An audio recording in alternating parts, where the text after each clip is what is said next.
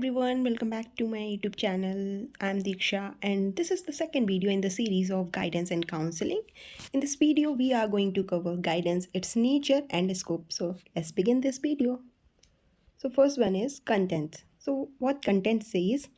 So, that we are going to cover the things in this video. These are firstly, we will revise whatever the things that we have covered in the last video, majorly related to guidance and counseling introduction, and then all about guidance. Second one is the characteristics of the guidance. Third one is nature of guidance. Fourth one is scope of guidance, and then we will summarize all the things that we will be covering in this video. So first let's revise the guidance. Guidance means to direct or to show the path to someone. So guidance we already knew that guidance वो होता है जो हम अगर हम किसी दूसरे professional और एक्सपीरियंस बंदे से गाइडेंस सीख कर रहे हैं तो वो हमें राइट पाथ दिखाएगा और हमारी पोटेंशियलिटीज़ के बारे में हमें एक्नॉलेज कराएगा so that we can expand them और हम ज़्यादा से ज़्यादा अपॉर्चुनिटीज़ ग्रैब करें और अपना फ्यूचर अच्छा बनाएं. Next one is guidance means assisting people through their own efforts to discover and expand their potential. That I have already explained that it means guidance means assisting people.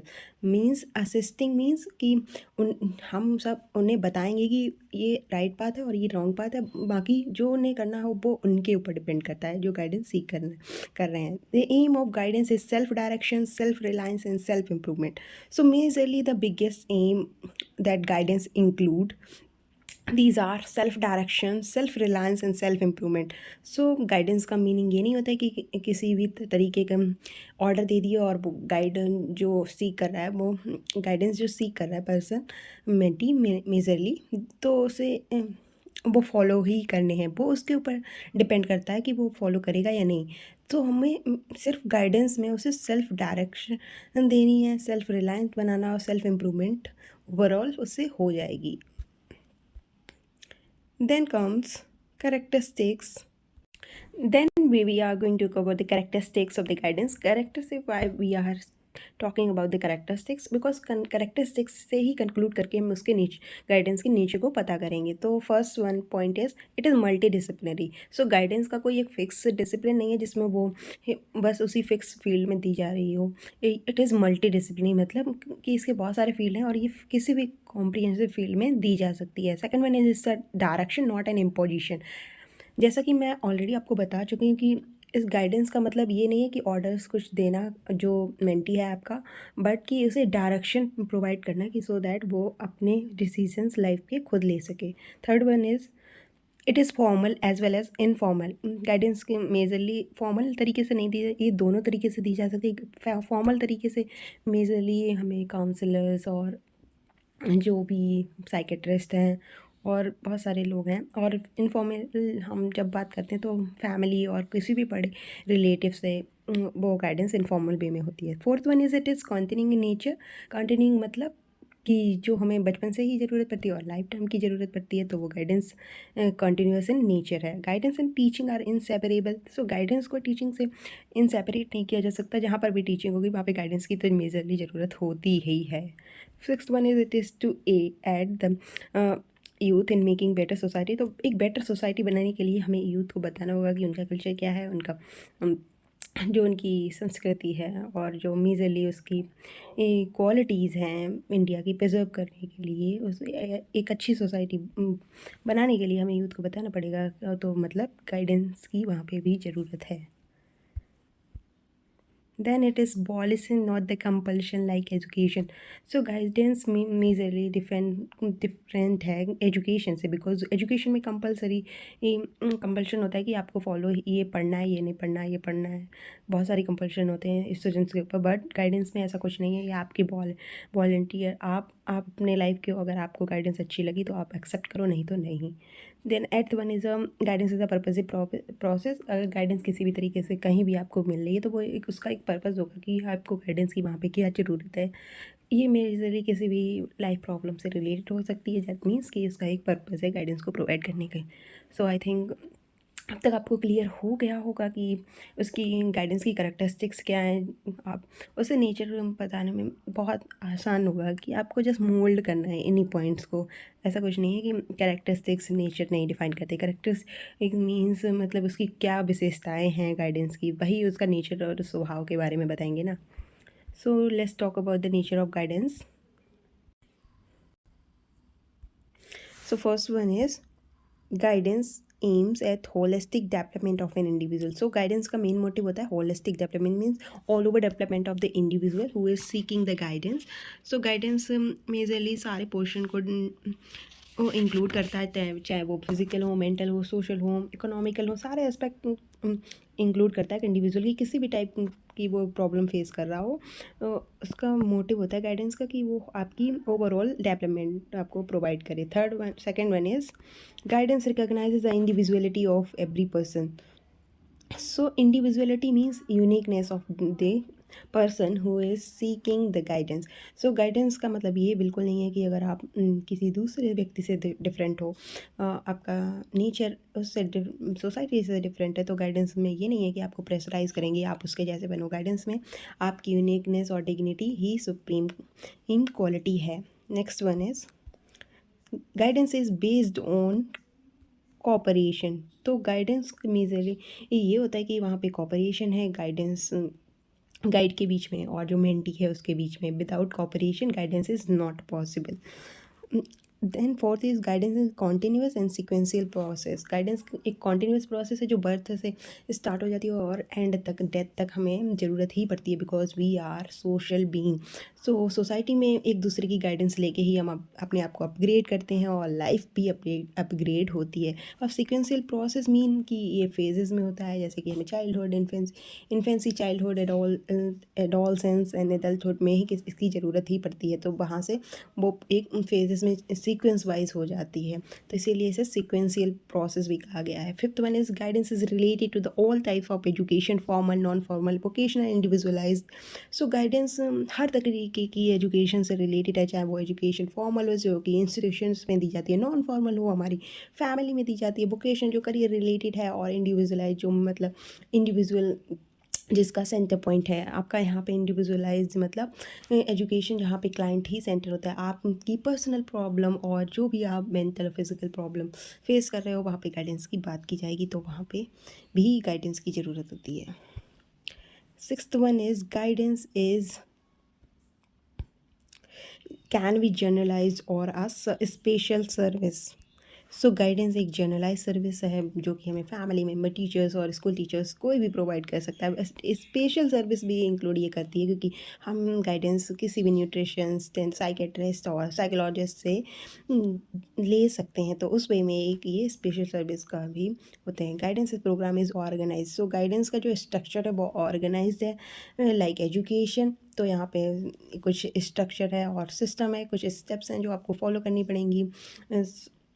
ऐसा नहीं है कि आप गाइडेंस का nature disorganise हो, जो कोई भी आया और आपको गाइड करके चला गया और आपने उसकी बात मान ली। इसका पूरा प्रॉपर स्ट्रक्चर होगा जिससे आप पता चलेगा कि yes this is the something that I always wanted and मुझे यही गाइडेंस की अब तक ज़रूरत थी।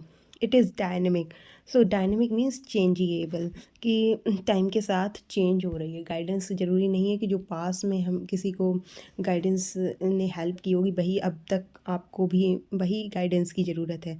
गाइडेंस एक डायनेमिक प्रोसेस है जो समय के साथ चेंज होती जाती है।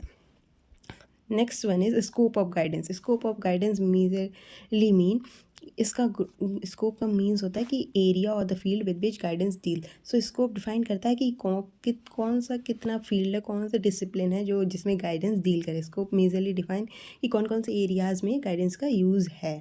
Scope is extremely comprehensive as life is getting complex day by day. The problems for which expert help is required are increasing professionally. So ये बोल रहा है कि स्कोप का जो गाइडेंस का स्कोप है वो दिन पे दिन बढ़ता जा रहा है, बिकॉज हमारी लाइफ इतनी कॉम्प्लेक्स हो गई है कि हमें गाइडेंस की हर दिन ज़रूरत पड़ती है, because of the complexities that is being created by science and technology and many of the facilities we are enjoying. जो हमारी लाइफ कॉम्प्लेक्स होती जा रही है, उसी के लिए हमें दिन पे दिन ज़्यादा प्रॉब्लम्स का सामना करना पड़ता है और इसीलिए स्कोप इसका बढ़ा जा रहा है। हम मेजरली सारा स्कोप और द फील्ड गाइडेंस का तो कवर नहीं कर सकते, बट मेन पॉइंट उसमें कम इंक्लूड करेंगे ही।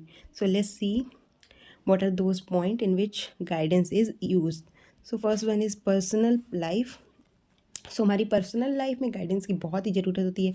यहाँ पे हम मेजरली लाइफ प्रॉब्लम्स भी हो सकती हैं आपको एडल्टहुड एडोलसेंस और एडोलसेंस में काफ़ी प्रॉब्लम्स आते हैं जो हमें मेंटल अनस्टेबल बनाते हैं। ऑल्सो एडल्टहुड में हमें career problems, job related problems और बहुत सारी लाइफ प्रॉब्लम्स की भी ज़रूरत पड़ती है, वहाँ पर भी हम गाइडेंस सीखते हैं। Then second one is social life of individual.